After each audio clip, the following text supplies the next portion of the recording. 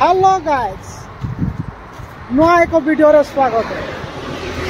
Hey guys आज मिसा आम बाहरलु यात्रा देखी केरल यात्रा केमती आज आम देखा बाहर भाई मना तो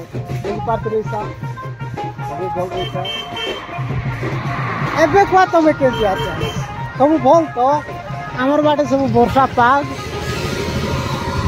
तुमर बाटे केमती आछे टिके कमेंट करी जणाइछ। हे गाइस आके आके जीवा प्रथम समय आइलैंड स्पीड जीवा का पड़सी चलो चल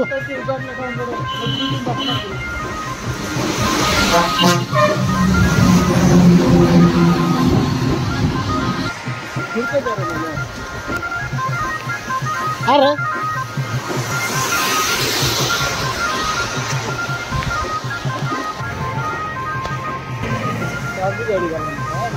केरल रास्ता मिसा पूरा चिकना चिकना आछे मछी बसले मिसा फसरी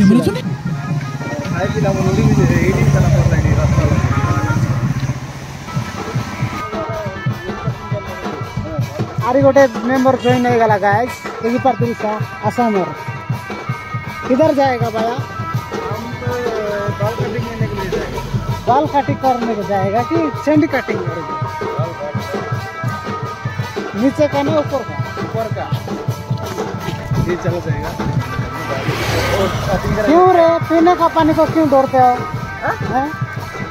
ये पानी पीना है ना, क्यों डरते हो?